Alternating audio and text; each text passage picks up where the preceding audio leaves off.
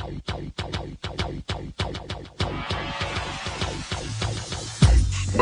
to the Odds Breakers, number one place for shared sharp betting information.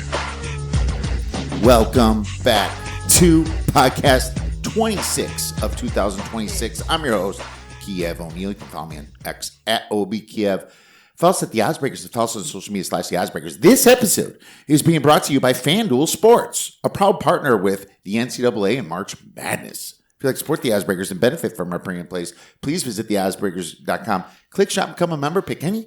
But winning cappers get the premium plays before the line moves. You can also support us on patreon.com. If nothing else, please visit the Odds Breakers, become a free Picks and Telegram subscriber. We are back to back days, and the madness continues. We are getting contest sign-ups. We are giving away $500 here at the Odds Breakers, like we do every year. All you got to do is just retweet or reshare our latest podcast post on social media. Take quick snapshots, send it to info@theoddsbreakers.com, and you qualify to win $500. You'll get up to two entries, and obviously you can get family members involved at our CBS Sports Challenge. You can find that at theoddsbreakers.com. All you got to do is fill out a bracket. Just fill out a bracket. Import. You can import one. You can autofill one. Popular seeds, and then just make a few changes, and you are in. There's no reason not to do that. Please check it out at theoddsbreakers.com. And, of course, our Survivor, only $20 a sheet. Survivors in the thousands of dollars now. Please get in our Survivor at Splash Sports. That is also on the front page of theoddsbreakers.com. Please get in and try to win. I'm going to be doing Survivors. I'm doing other people's Survivors.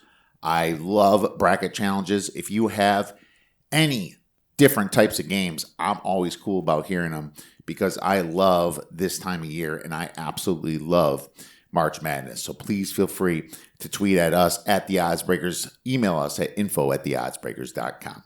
Well, we have a great show for you today because Tony George from Doc Sports is coming back to break down his picks for the NCAA tournament first round. So before that happens, I'm going to get into the Friday games, and I'm going to get into a little bit about the first Thursday games as well, because Texas did beat NC State, kind of came down to the buzzer. Nice little buzzer beater, almost. 1 second left on the clock, and Texas comes up by 2. The score was tied, and Texas now is dancing in the NCAA tournament. I'm one of those old school guys that like to call it the play-in. I really don't think you really made the NCAA tournament until you get into the round of 64. Sorry. It's just my little snobby ways of doing it. So Miami, Ohio better win, in my mind, tonight. And you'll get this show tomorrow, and you'll know if they get into the big dance themselves, according to my rules and the way I look at it. I remember back in the day when there was less teams in the NCAA tournament, and I don't want any more. I want them to keep it where it is. I think it's fine where it's at. Do not screw this up. Networks like to screw everything up, and that's why you see some of these leagues take big hits. And hopefully they keep March Madness like it is, where it is, because just diluting it is going to make less interested people. Promise you that. If anything, just make another NIT type tournament and do it right this time. Before Tony comes on, like I said, I'm going to get into the Friday games, but I also want to let you know that the Enterprise Center is going to be a big part of Friday. If you know anything about college basketball, where Arch Madness is in Missouri, big unders stadium, because it's a hockey arena, black backdrops. Unders are huge for this venue. And just a little wink, wink, first half unders are going to be hot coming from the Odds Breakers in that venue all through the weekend. So kind of a little hint there. Also, wanted to let you know we were on VSiN last night. If you'd like to listen to my segment with Tim Murray and Matt Humans, feel free to check out the VSiN app, VSiN Best Bets. It's located at iTunes or Spotify and really any major podcast platform. So I think that's all I have. I hope you guys are filling out your brackets. Don't miss anything. Set your alarms for Survivor every single morning at 8:30 in the morning. That make sure you get it in. If you're not sure who you're going to pick, just make a pick anyway so you don't miss out. This happens all the time. It's the same problem with money line rollovers. Also, remind you guys, bankroll management is such an important thing. Do not overinvest in this tournament. It's supposed to be for fun. Am I going to do a few parlays? Absolutely. I'm going to do a few parlays. But my bets are going to be what I base my record on, and those are always my largest amounts of money that I put down personally. Whatever your unit size, whether it's $5, whether it's $50, whether it's $100, 1,000, 10,000, whatever it is, just make sure you practice proper bankroll management. Don't make this a miserable tournament. Make this a fun tournament. If you want to go for long shots, maybe you should get in some very big March Madness and NCAA tournament brackets out there on CBS. There's a few on DraftKings and our friends over at FanDuel. All right, without further ado, let's get into these Friday games then. And I'm just going to save the 4 that I'm going to be talking about for later with Tony George. So starting real quick with the play-in games as Texas won. They're now facing BYU. BYU's about a 2-point favorite. I capped this. I really thought I was going to be firing on BYU. Just to let you know, I see a lot of the same advantages from Texas than I do with BYU. And you have to remember BYU lost Saunders. They're one of their best players and leaders of that team. And they still have DeBonsa, but he's a freshman. I don't know. Sean Miller's got a lot of head coaching experience at Texas. I am not ready completely to jump on BYU. I'm going to have to cap that a little bit more. But I'm serious. Laying juice on BYU right now does not sound that appetizing. And is just inconsistent as Texas has been. You have to look at BYU and notice they have also been quite inconsistent themselves. So I'm a little worried about that. I expect BYU to win, but I'm not necessarily going to be betting on it laying juice. So, think about that a little bit. Michigan should smoke Howard. It's like a 31-point victory. This is just one of those situations is you ask yourself, does Michigan want to smoke them? I guess at least for 3/4 of the game, probably with 8 minutes left, Michigan might put their scrubs in. Michigan can't afford another injury. I expect, Michigan to be up 30-some points. Your first half number is going to be juiced towards Michigan as well. I can pull that up real quick because that's the only way I could go is Michigan in the first half, and that number is Michigan minus 17.5. So as you can see, you're paying a little bit of a premium. It's also minus 120 for a 31.5 point spread. I'd still lean Michigan 17.5 in the first half here. So I don't think Howard has much of a chance here, ranking 205th on KenPom from the MEAC, which is such a terrible, and I mean terrible conference, And sure, they beat Baltimore, Maryland. Good for them. But, Michigan's the truth. And if Michigan wants to beat them by 40 points, they absolutely can. All right, back to our Friday slate of games. And we're going to start out with the early game as usual. And hopefully by then your brackets are not busted. Starting with Santa Clara versus Kentucky. Kentucky minus 3.5, total 160.5. So this game is located at the Enterprise Center, and you have a huge total here, and it's very early in the morning.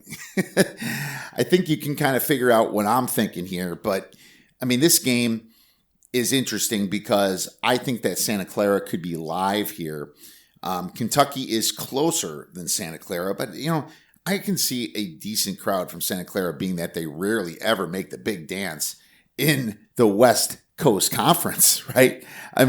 Santa Clara always gets trumped by teams like Gonzaga and St. Mary's, but now that they're going to be there, I do expect some fans to go there to see if they can be called a Cinderella, because they would qualify as a Cinderella if they make it farther. Santa Clara is a more consistent team.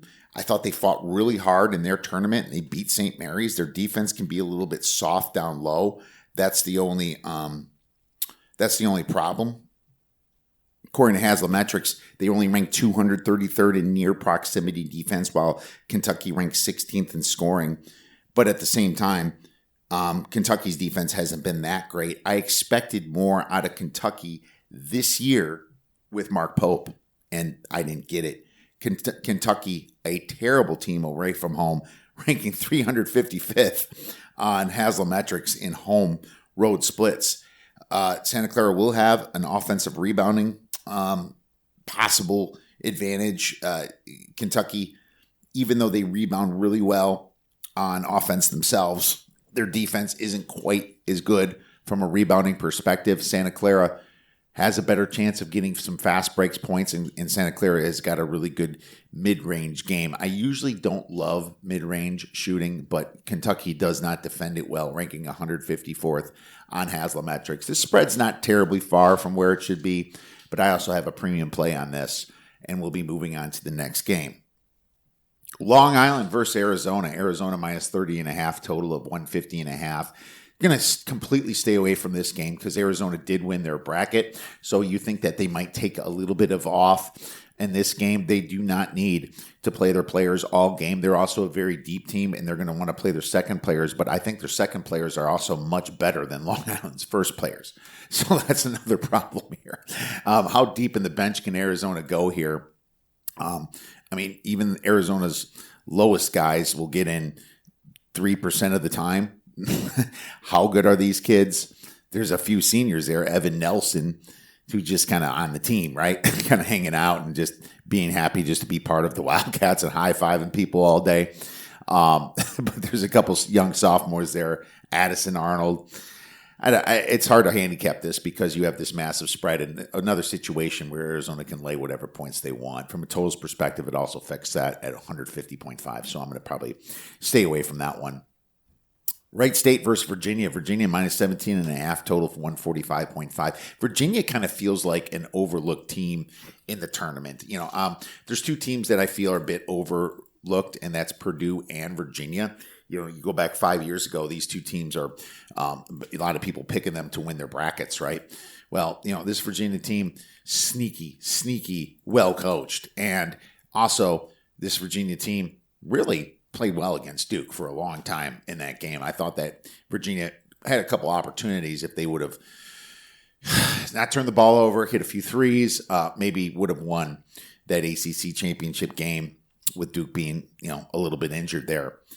I don't want to lay 17.5 so much against a Wright State team that I kind of like. Wright State's been in the tournament quite often there because they seem to always win the Horizon League. They look like absolute crap against Detroit Mercy, though. I did write down that I might take Virginia in the first half, and I also might take a first half under here as Virginia likes to play, pretty slow themselves. So this game is located in Philadelphia at Xfinity Mobile Arena, which I don't have a ton of stats on. Next game is Iowa State, Tennessee State, and Iowa State's laying 24.5, total 149.5 at the Enterprise Center. Iowa's got advantages everywhere. Iowa State, every single place. It's another situation. Do they want to smoke a Tennessee State team by that many points? But this is not like a bad 15 seed. I would almost say that Tennessee State is probably the best 15 seeds out of the 15. I guess Queens is kind of close to them, but I personally like the way that Tennessee State can run and gun themselves. They've done it in the past. They smoked Morehead State in their tournament. They have been on a kind of a tear through a just very mid Ohio Valley type conference. I think the kids fight so hard that they might cover 24.5, and that's my problem. But once again, wink, wink, Enterprise Center, you probably know what the best way to go is on this one. Hofstra versus Alabama. Alabama minus 11.5, total 159.5. For all you people picking Hofstra, don't be shocked if Alabama wins this game because Alabama still has a great coach in Nate Oates. And now you got that injury bump. It's not an injury, but I still think the team rallies, and so they actually could smoke Hofstra, and everybody's darling Hofstra could be taken out. Hofstra plays very slow, but they've been very hot Since January 29th, they only lost once to UNC Wilmington, and that was an away game. But once again, a conference that's not great. Coastal Athletic Conference, the CAA. You're not going to find too many matchup advantages. Even with Bama, being injured and losing their guy, they can still put up a ton of points. They're still going to have a massive mid-range and 3-point advantage over Hofstra. Alabama still has some pretty tall guys down low. This ain't the best Alabama team. Definitely a 4 seed, but with Aiden Holloway, they're probably more of a 7 seed to me in strength. But I just like Nate Oates so much that I'm probably picking Alabama and not picking Hofstra in my numbers. But I did take a bad number on Bama right before the Holloway announcement, so I'm a little bit pissed about that.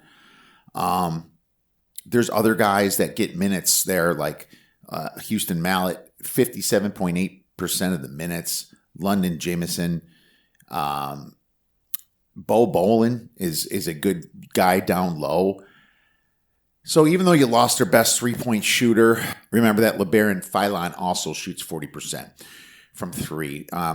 Contrarian play would be laying the points. Alabama, I'm just telling you.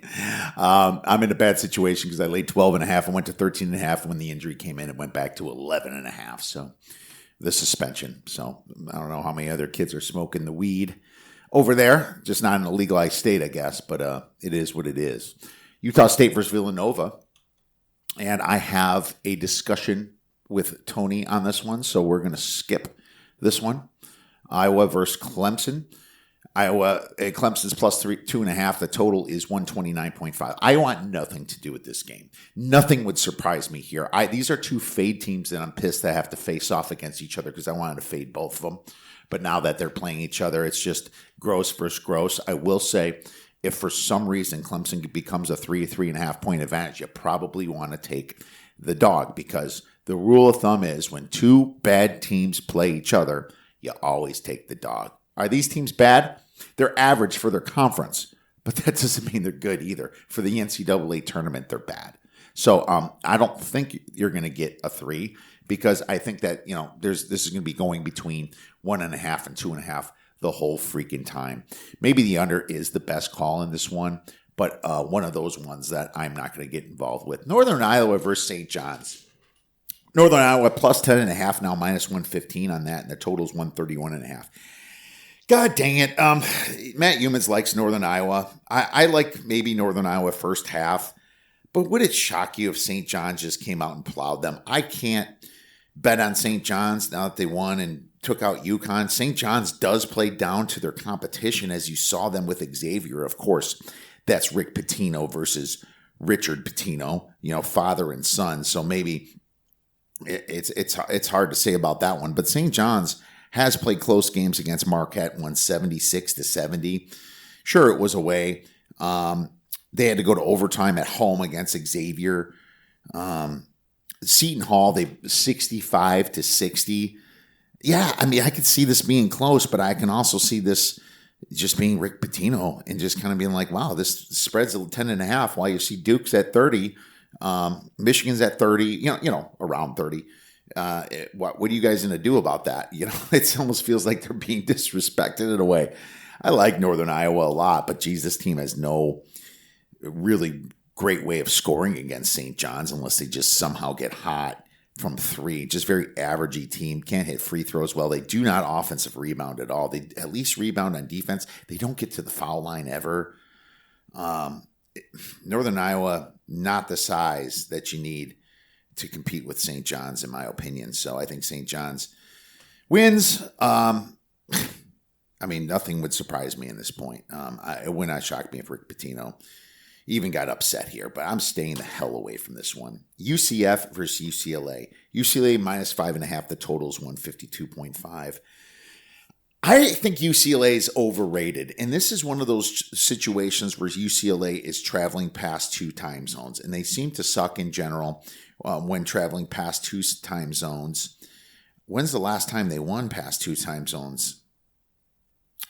Penn State, 71-60 back on January 14th. Holy cow, it's been a while. I guess the Big Ten tournament, if you count that, sure. Yeah, they did beat Rutgers and they did beat Michigan State. And they had that Michigan State game circled. Then they lose by 7 to Purdue. Thank God I had 7.5 that game. Holy cow. More of a fade on Purdue. But Purdue, we'll get to them later. UCF is live, in my opinion. Now, they're very inconsistent, and they can suck on defense themselves. My big problem with UCF is they rank only 187th defending the three, while UCLA ranks 16th in shooting the three. They just don't shoot a ton of them. So are they going to be hitting the three on this neutral venue at the Xfinity Mobile Center in Philadelphia? 3 time zones away for them. I want to be on UCF. I'm just waiting. If it gets to 4 or something, then I'm off. If I can get like 6.5, 6, something like that, maybe I can invest a little bit in UCF, because what I do like about the Knights is that they can rebound really well, really good in offensive rebound. They're going to have an advantage there, and they're going to have a near proximity advantage in scoring as well. They're not the worst 3-point shooting team on Haslametrics, 55th. Like I said, they can't defend the three, and that's what you worry. Haslametrics has UCLA adjusted 3-point percentage at 3rd in the nation. So it's just really UCF's defense that's been killing them. And if they can't stop UCLA, that's a problem. But you still have 5.5 points. You still have a UCF team that has had some serious upsets this year. That's why they're in the dance, ranked 54th. You know, they beat teams like BYU, Texas Tech, Kansas, Cincinnati. And when they played Arizona, they only lost by 7 points, and it was at home.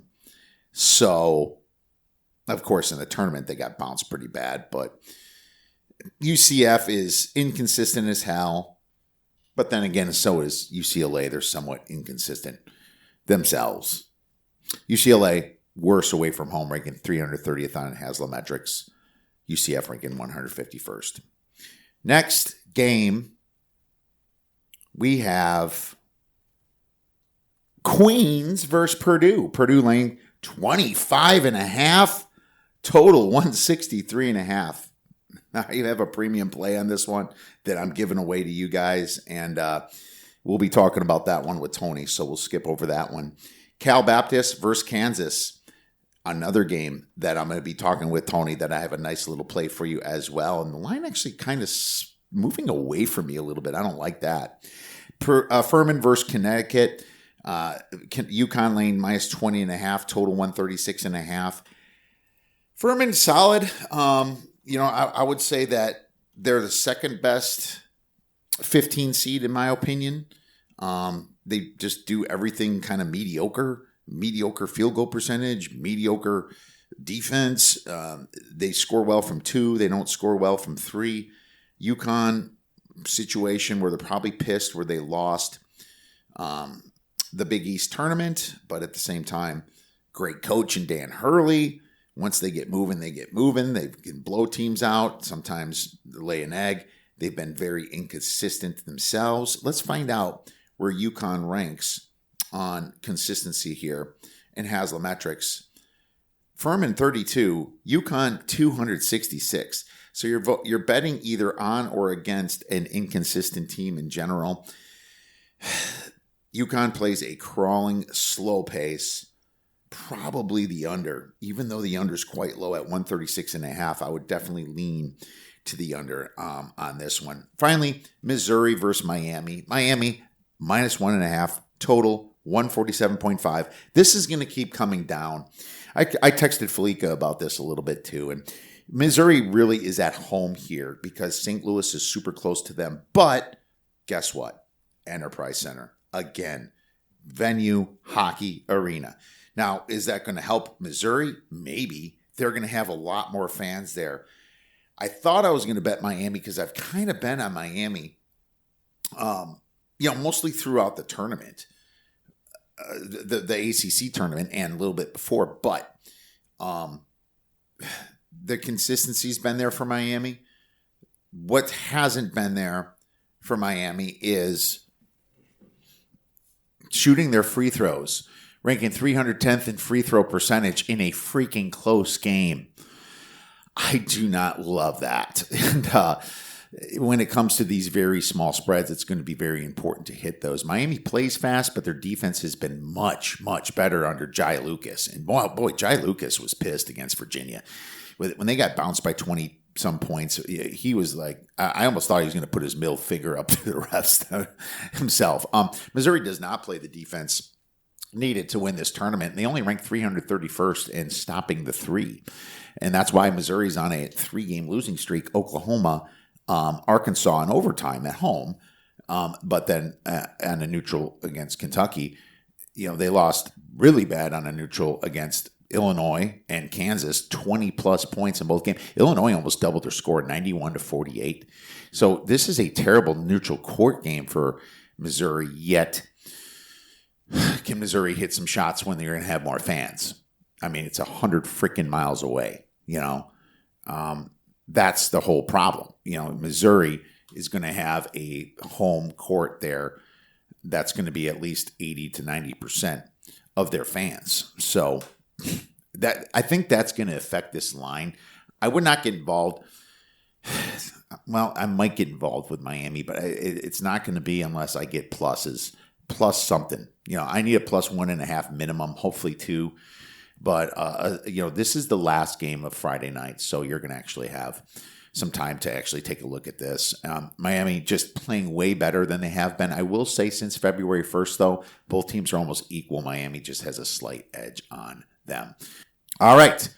Well, let's bring on our wonderful guest to see where he's going on some of these big games, including some games on Thursday from Mr. Tony George from Doc Sports. Want to be a professional handicapper? Check out theoddsbreakers.com, where we now have live odds and pick tracking. Click on live odds pick tracking, and you can start tracking your picks, partnering with TallySight. Once you develop records and a following, you can use that information to move to the next level, gaining all that experience in your sports betting career. Make sure you check out live odds and pick tracking at theoddsbreakers.com, partnering with TallySight. Now I'm very excited to bring back one of the most respected and experienced handicappers in the country, and Mr. Tony George from DocSports.com. You can follow Tony on X at TGeorgeSports. Tony, it's Christmas for us college basketball fans. How are you doing today, sir? I'm doing good, and it's T. George Capper, as you can see there. My Twitter account got hacked with 11,000 followers, and I never could get it back, so I had to start a new Twitter account. So those of you looking for me on Twitter, it's at T. George Capper. And yes, it is Christmas time, and I always manage opening the gifts and the expectations, as everybody watching this should. Tricky tournament this year.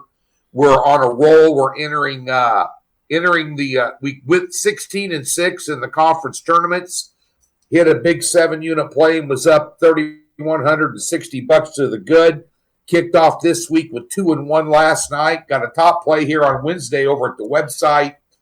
I'm at DocSports.com, so I'm fired up about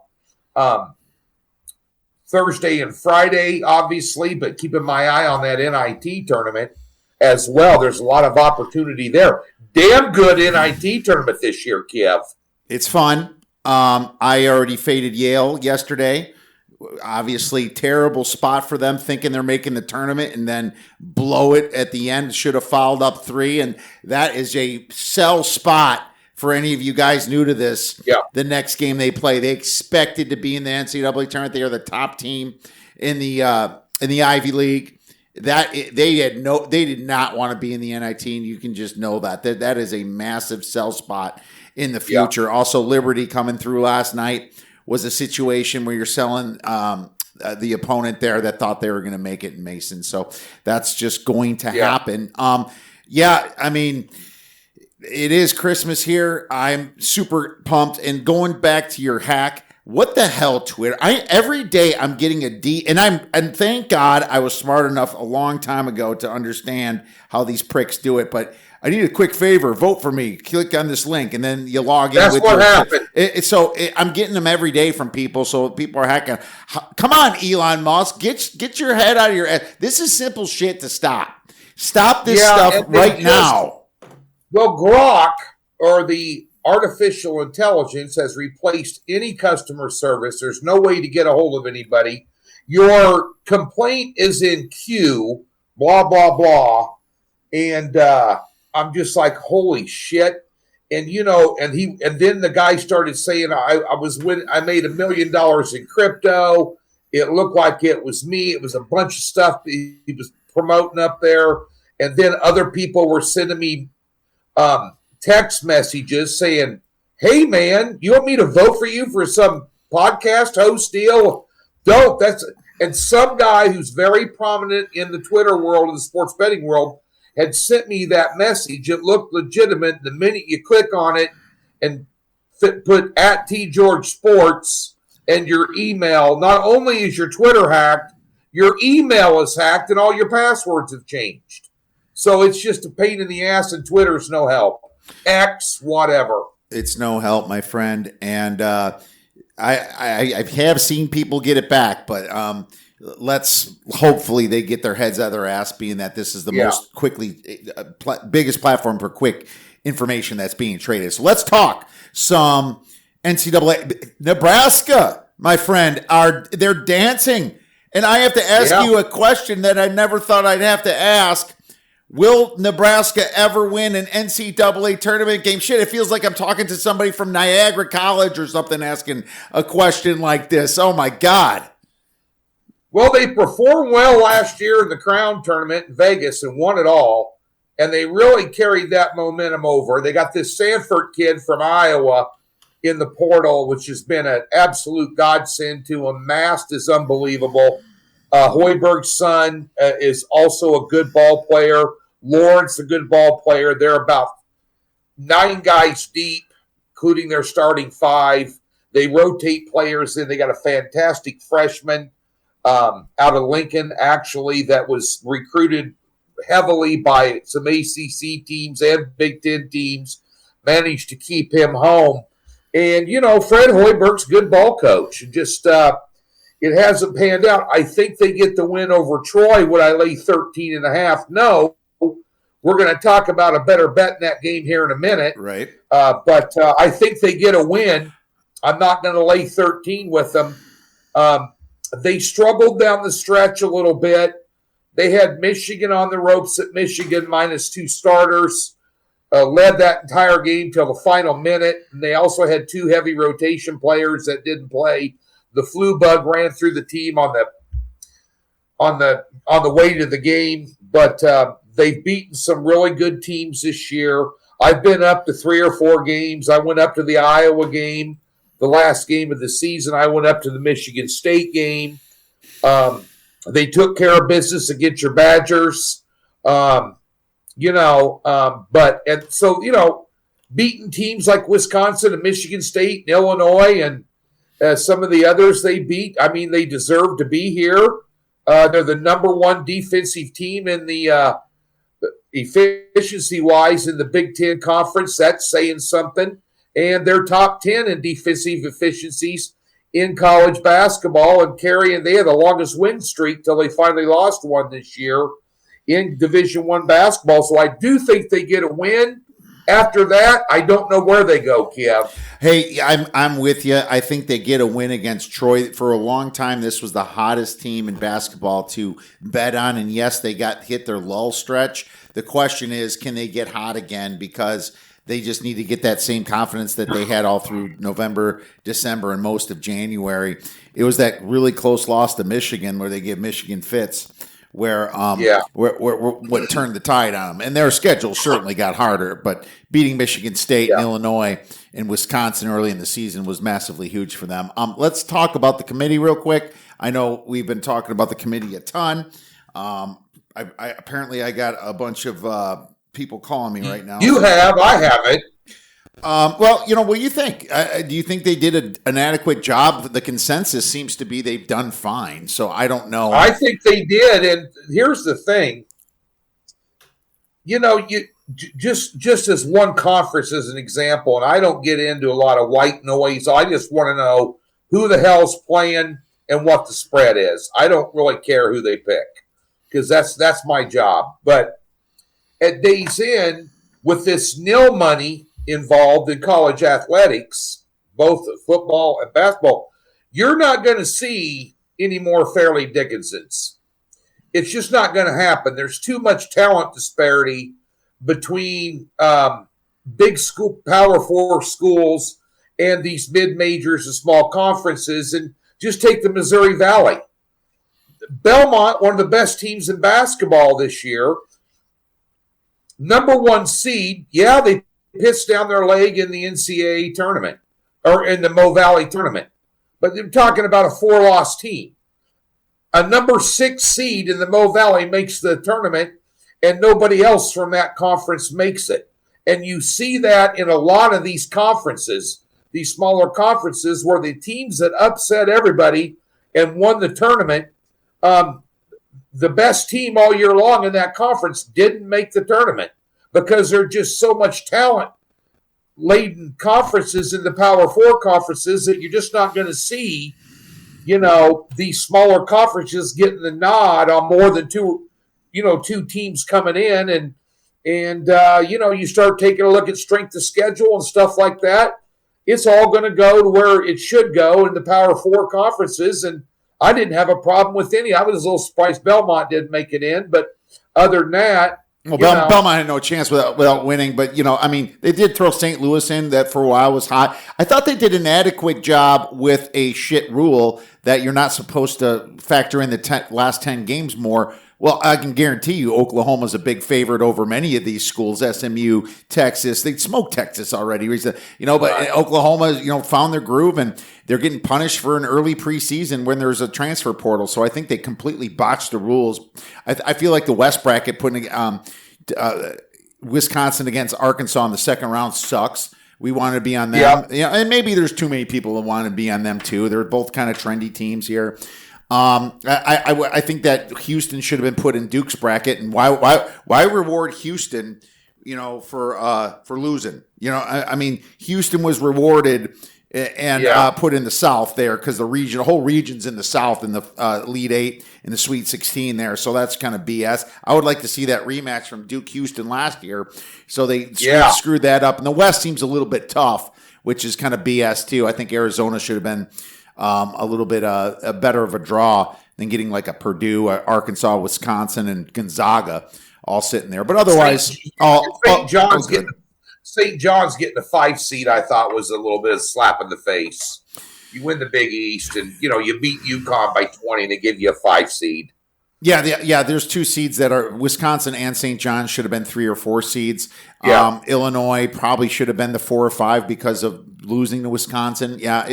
I think that it should have been a little bit more like that, but here we are. Lots to talk about. Let's get into our 8-pack of games, and you start with South Florida, Louisville. This spread's coming down a little bit. I see this at 4.5 now. But your total on this thing's a beast at 164.5. What are your thoughts on this South Florida, Louisville matchup? One of the games that I was really interested in watching. Well, I'm going to tell you right now, everybody watching, the unders in the first round the last 3 years have went 63 and 33 against the spread. If you blindly bet unders in every first round game, you're going to hit 65% over the last 3 years.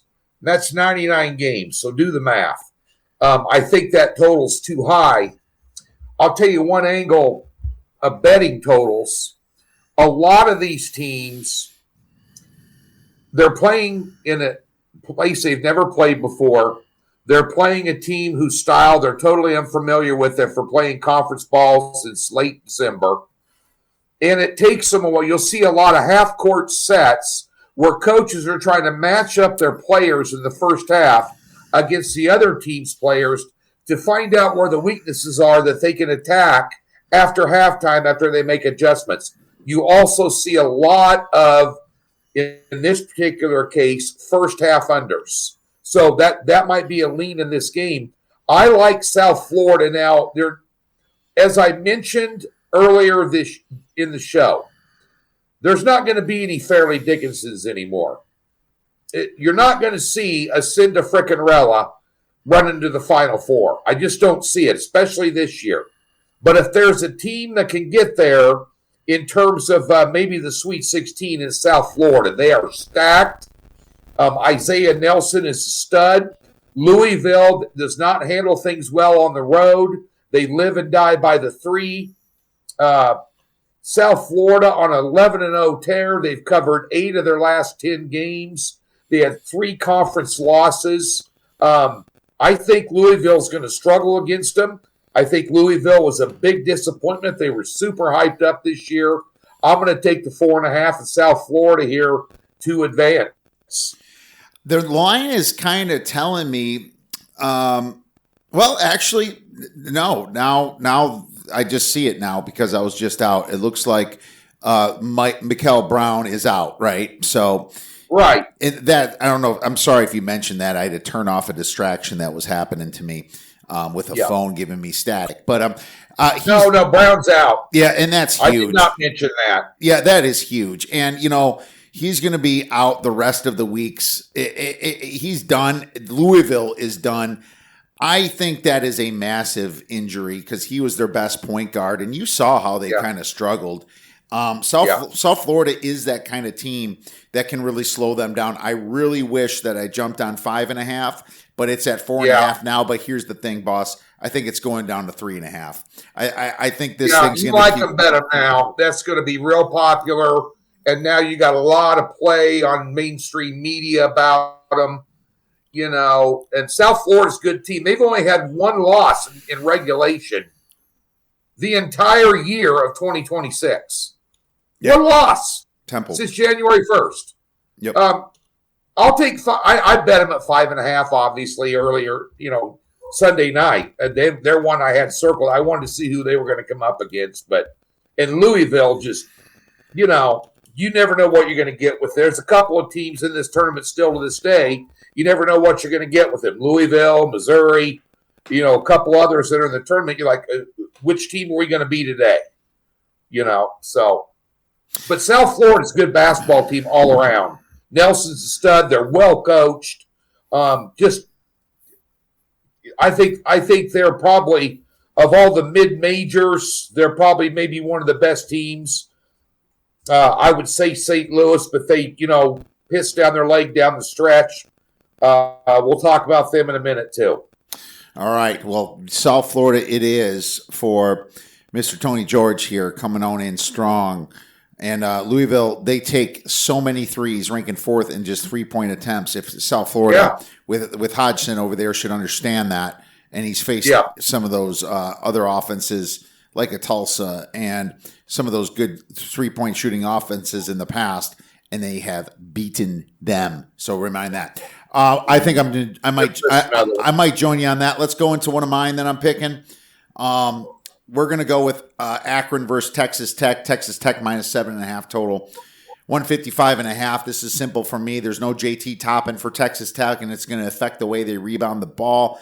Now, Akron is also a pretty good 3-point shooting team. Texas Tech's one of the best in the nation, but Akron themselves ranked 14th in the nation, shooting 38.5% from 3 since losing Toppin. The Red Raiders struggled rebounding against ASU, against TCU, against an injured BYU team.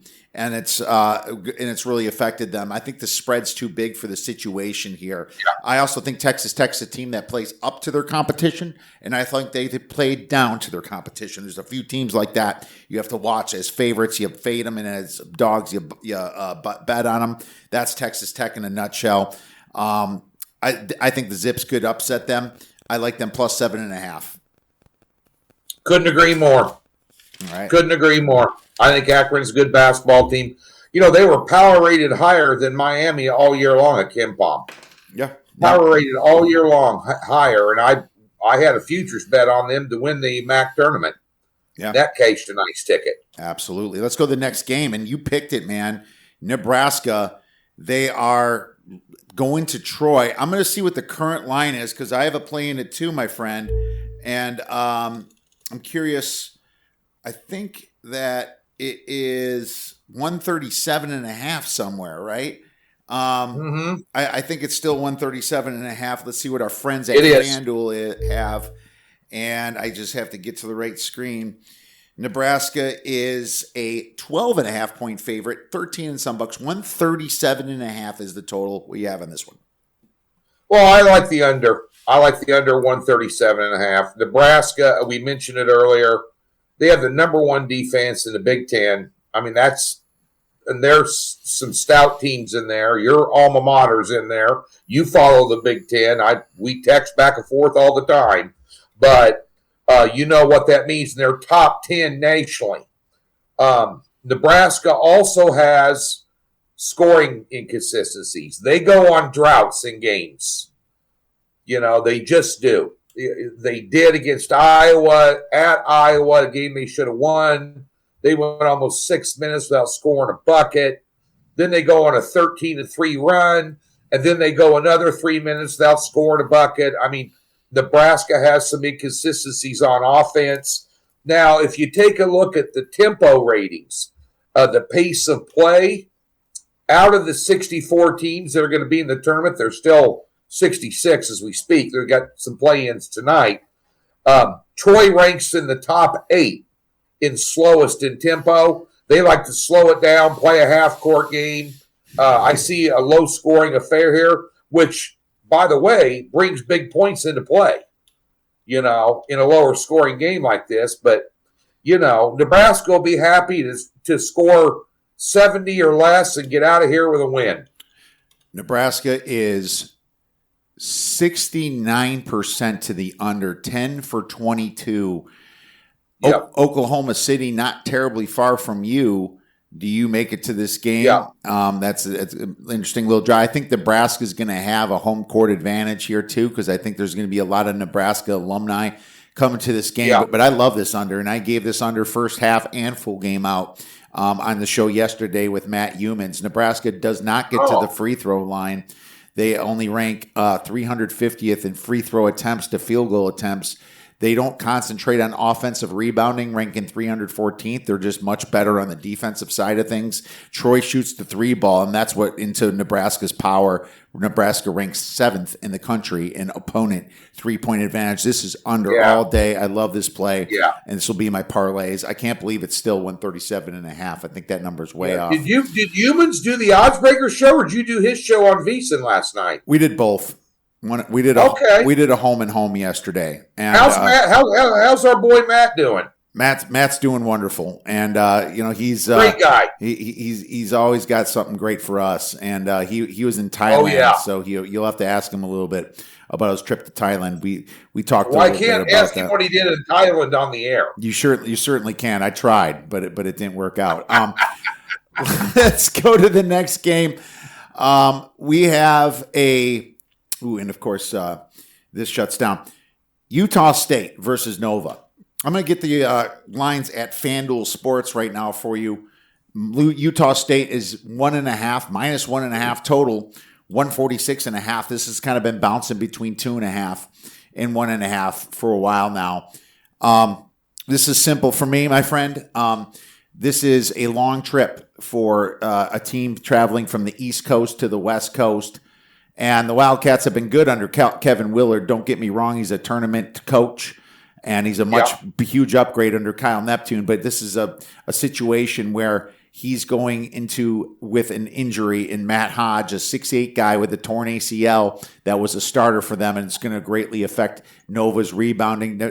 Nova can't shoot free throws, ranking 290th, and they can't get to the free throw line, ranking 277th. The Cats do not defend well as well, ranking 177th in opponent effective field goal range. This is the only team in the Mountain West. I think they're going to kind of hold this as a grudge a little bit in Utah State. I think they're going to come and perform for us. Number 30th ranked Aggies right now since February 1st. They rank actually 28th in efficiency, and they have a solid defense too.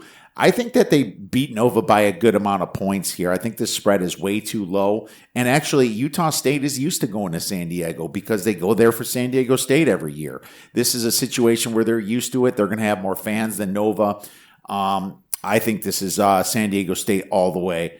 I like them minus 1.5. Or sorry, I mean Utah State. Yep. I've been worried. This game here, I made a quick trip to Vegas here about a month ago, and I went to the UNLV Utah State game, and UNLV hung 90-some points on them, beat shit out of them. I couldn't believe it. Oh, they beat them twice, but they had their number. They're so I know. They had their number.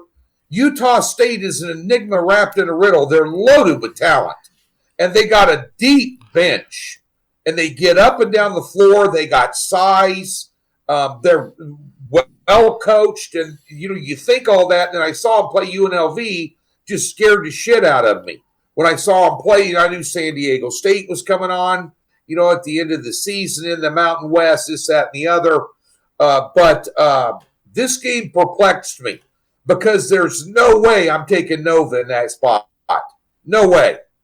I only could go Utah State or nothing, and you're kind of pushing me over the edge on it now. All right, my man. Well, let's hit that, and hopefully good things happen for us. So what was the next game that you had? I'm trying to VCU, North Carolina. That's right. That's right. Let's look at the numbers here. A lot of people like VCU in this game. Plus 2.5 at FanDuel. Plus 2.5 total 152.5. Way too many points. Under all the way.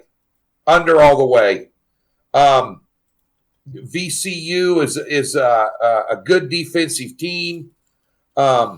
Wilson being out for North Carolina is a huge deal. It's like Toppin being out for Texas Tech. I know they score a lot of points, but North Carolina has not fared well point-wise on the road. A matter of fact, North Carolina's last 10 games are 7-3 to the under. This would be a great first half under. Again, these schools that are out, and I'm not so sure that VCU's all that outmanned. Does North Carolina have a talent edge? A little. This is a good VCU team, and they're going to slow it down and grind it out. I'd play the under 152.5 all day long. I played the first half under yesterday at 72.5. It's 71. That's a good one too. It's 71.5, and I still like it a lot. All the points that you made make complete sense.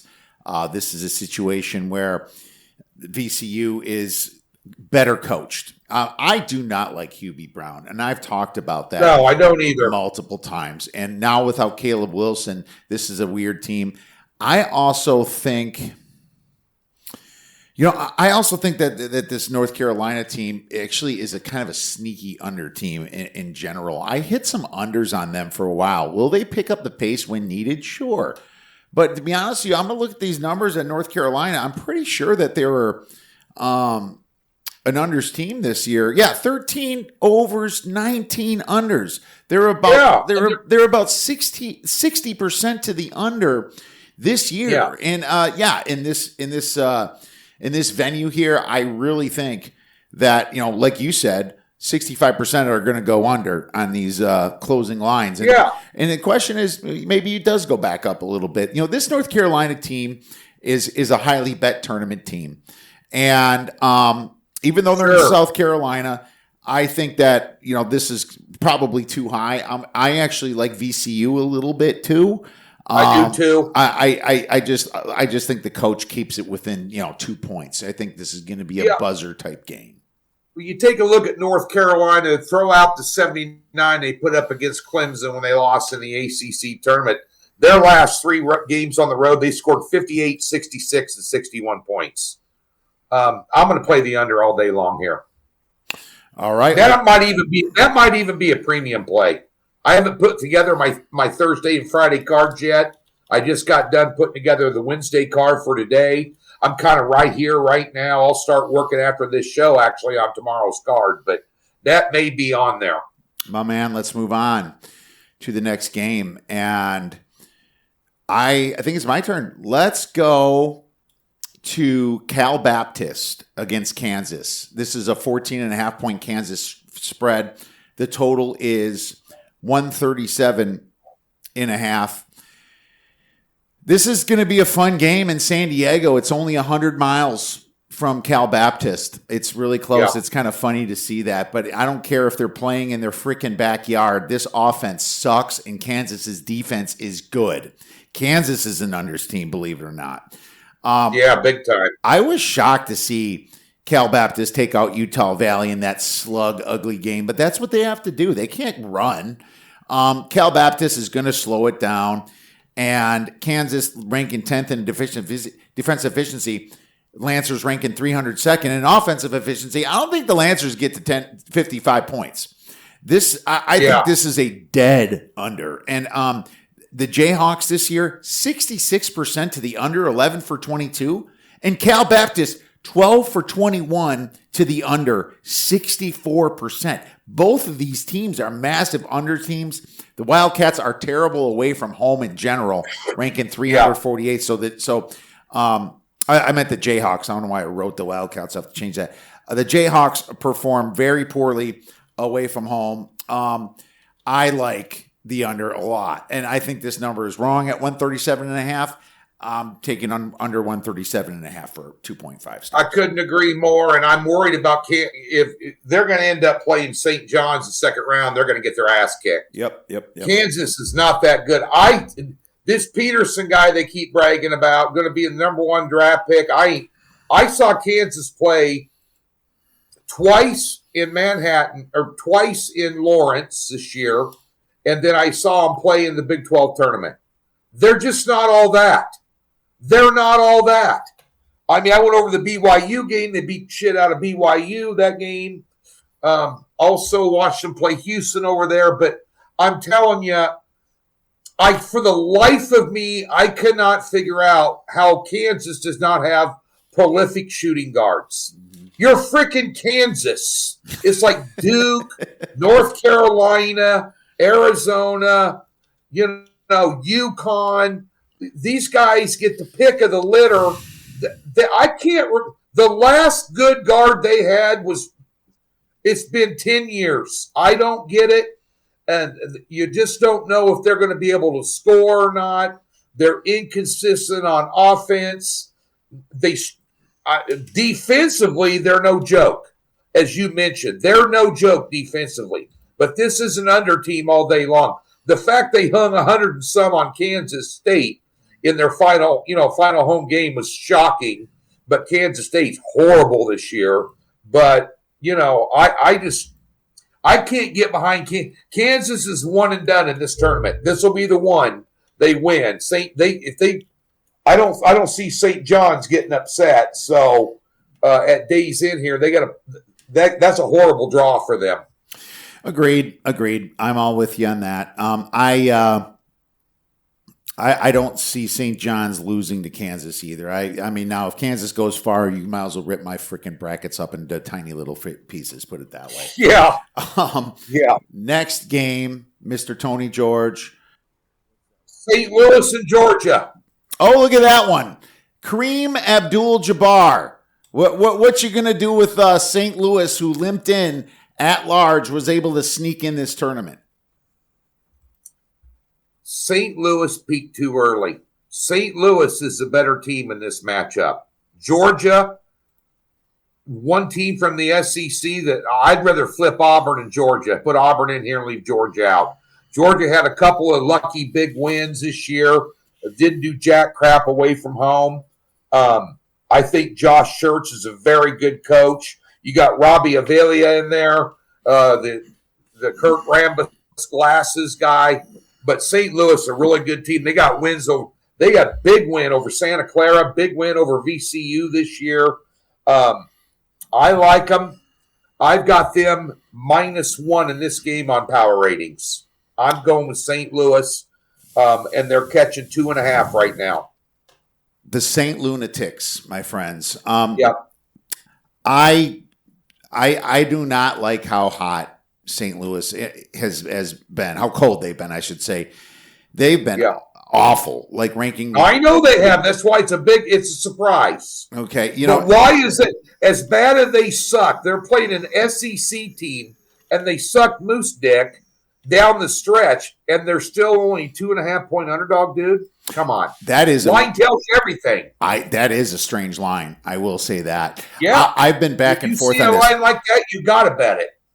I feel like the total is so freaking high in this. I just feel like there's a lot of variance. But hey, if you're Robbie Avila, if you're convinced on that, and they play the way they did earlier this season, they should beat Georgia. They were almost up to 20th on KenPom. They were like 22nd before they go on that. They went to Rhode Island. They went to Rhode Island as like a 14-point favorite, got their ass kicked, and then it just spiraled downhill from there. And, of course, Robbie, he got the plantar fasciitis, so him having some extra time off and them losing in the A-10 tournament didn't hurt him any. Yeah. Well, we're going to find out quick because, this game's on Thursday, and I'm excited to watch it, and I'm sure as hell not betting an under. These teams ranking 4th in average possession length for St. Louis and 9th for Georgia. They might just run. This could be 105 to 103. This is going to be a fun game to watch, dude. Probably a good live betting game. Just bet the team that's down both times. You're going to get some ups and downs on this one. My final game is Purdue versus Queens. And because I'm trying to stick to Friday, Queens is plus 25.5, total 163.5. This is kind of hard for me. Purdue has been kind of a strange team. I think people are sleeping on them a little bit, but this is a massive number. Isn't this kind of weird? You see High Point being like a 9.5 to 10-point dog to Wisconsin, and then Purdue being a 25.5-point favorite against Queens. Look, man. Do you see?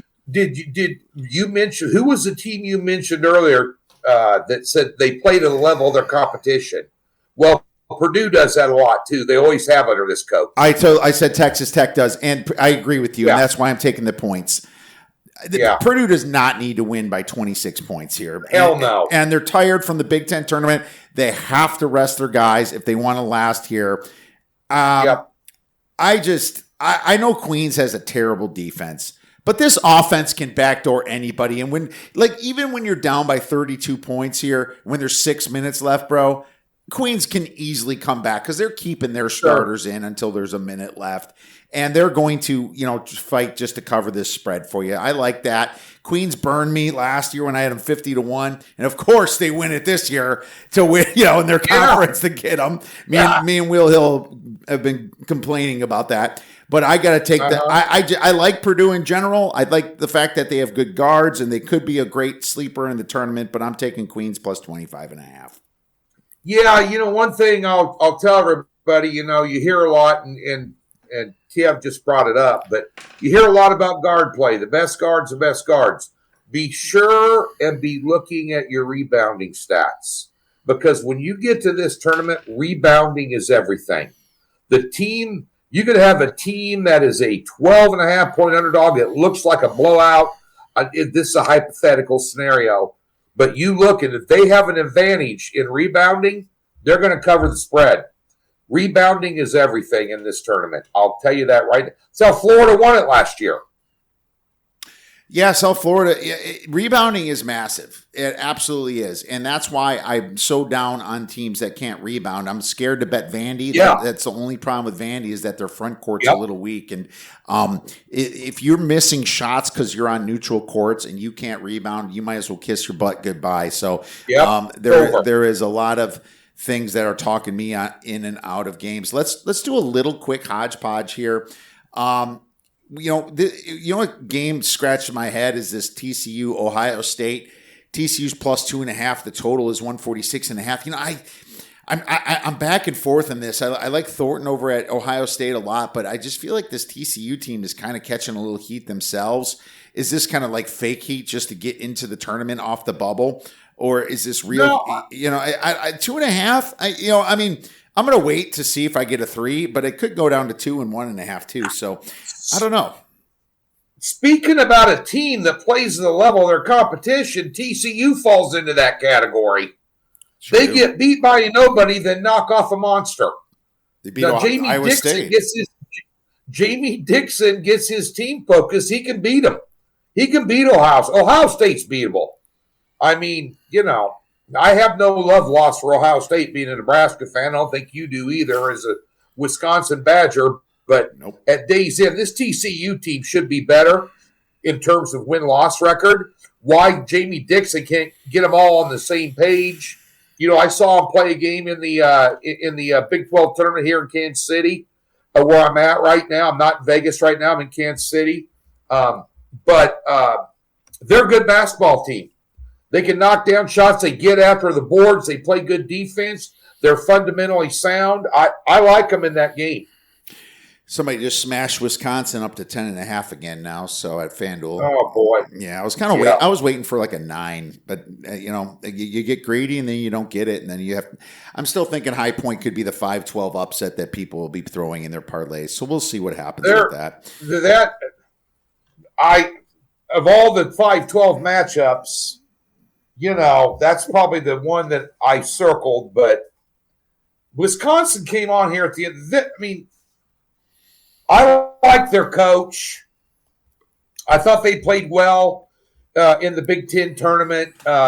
They can knock down some shots. If they bring their A game, they should be able to handle High Point. I think Wisconsin should be a 14-point favorite. So I'm gonna be on them. I'm just picky with the number. It's not gonna get to 14. It's not gonna get to 13. So I can wait. I have minus 13 on minus 13.5 on power ratings. Yeah, Wisconsin has been on a tear. Since February 1st, Wisconsin on Bart Torvik ranks 9th in the nation since February 1st.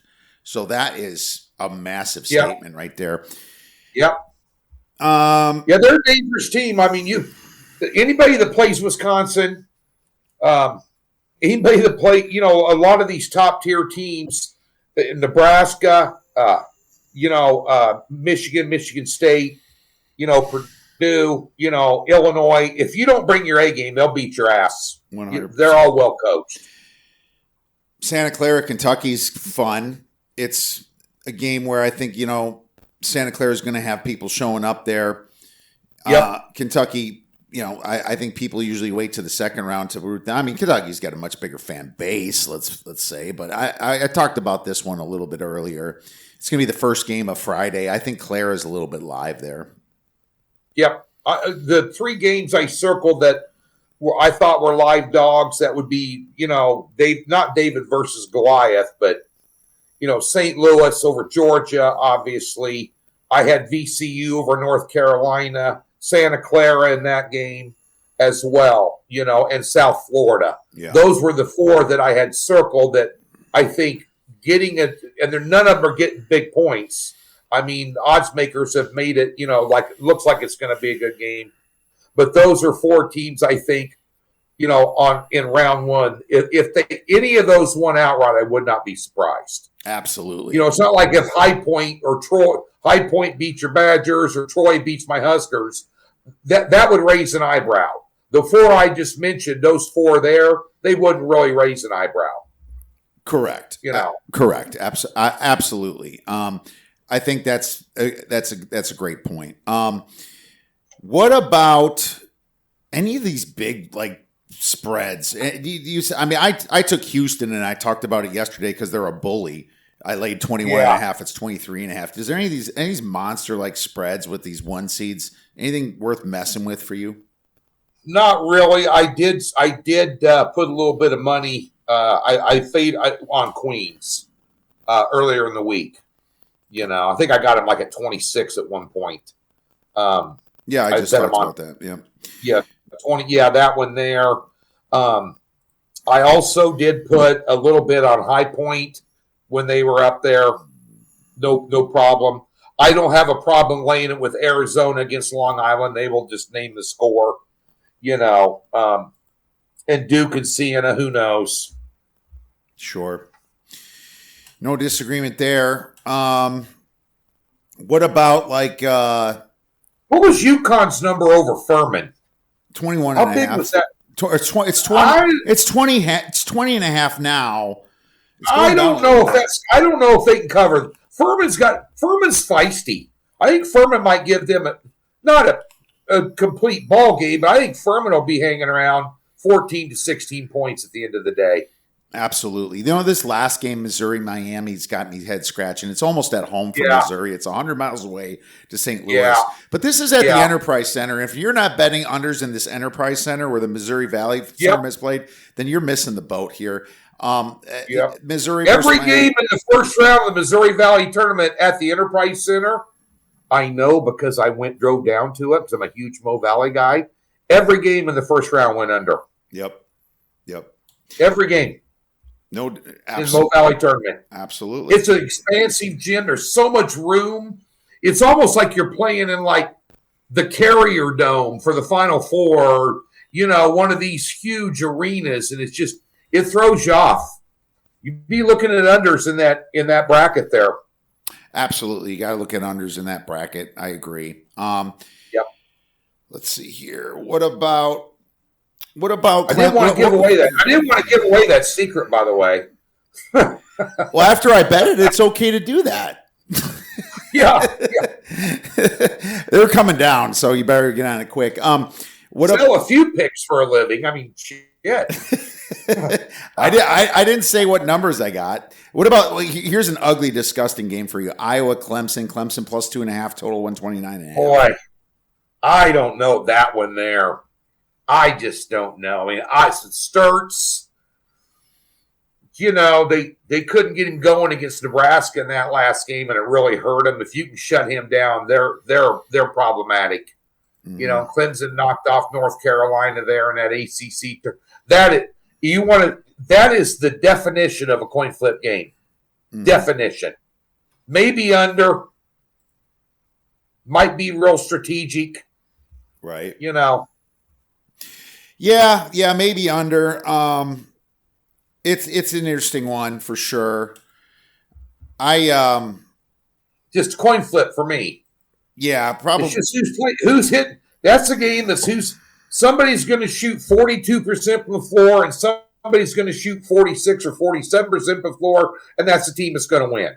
Right. Because if you look at them, they're even across a lot of different stat categories and metrics that you look at. It's just hard. They are. They're very equally matched, and Miami's a little hotter. I would think that Iowa's a little bit more battle tested coming out of the Big Ten this year. Yeah, Iowa's more battle tested. They have a better player, I would say. Yeah. That's the only way I would lean. And by the way, I'm from Nebraska, and the only thing ever good to come out of Iowa was Interstate 80 West. So I'm not a huge Iowa fan. There you go, my man. Some hidden meaning in that. Do you like any? Sorry, making some enemies, I'm sure. Do you have any round or conference props that you like? The one prop, and honestly, you know, I put down my Final Four in my bracket because I'm doing your show. I haven't even filled out all the games yet because I'm concentrating on point spreads day by day.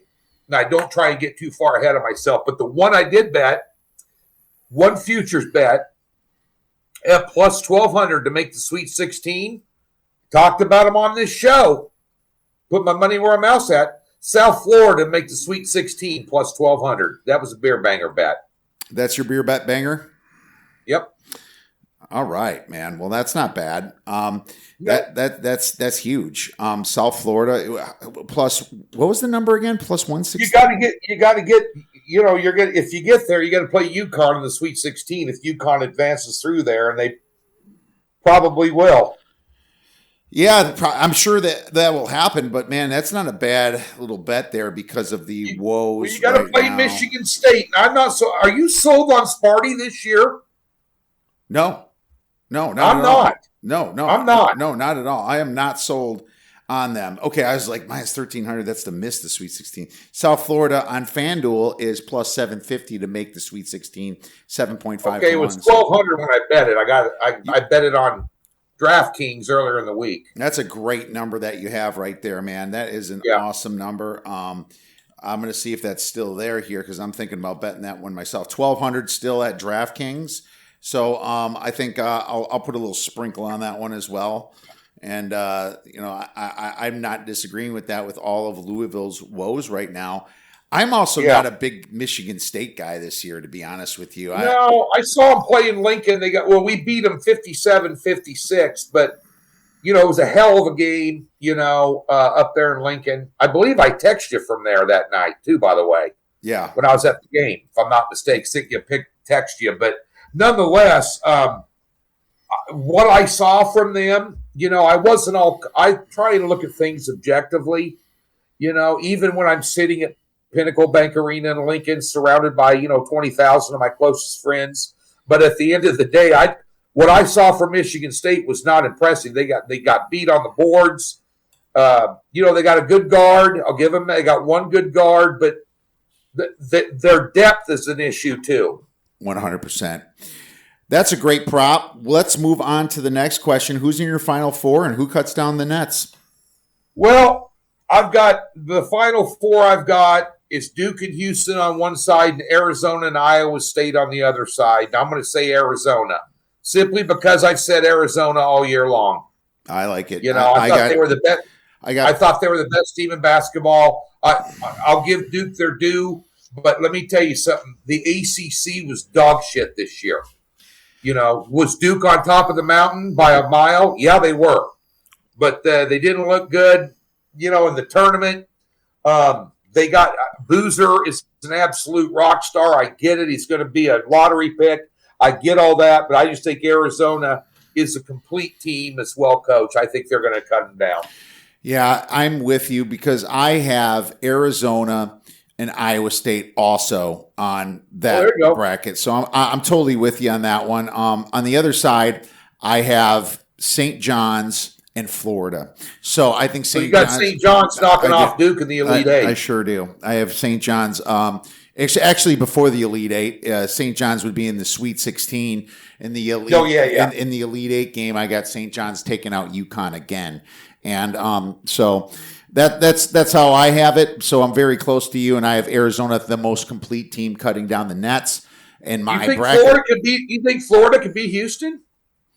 I think Florida can beat Houston in Houston because Houston has no great offense. I think Houston. I think the Houston team 2 years ago. Swimming is a stud, dude. Plus their putback points is unbelievable. Yeah. I mean, don't get me wrong. They are a relentless team. I struggled with this one. Yeah. This is the one. The one I struggled with the most. This is the Houston versus Florida. And if Houston makes it to the Final Four, I might be in a little trouble because I don't have a lot of brackets. There. I do about 8 to 10 brackets that in bracket challenges that are paid. I'll mess around with a few of them and throw Houston up there. I kind of like Illinois a little bit in that side too. So it's like I'm not. Yeah. I can't get too committed here, but no. I mean, you got.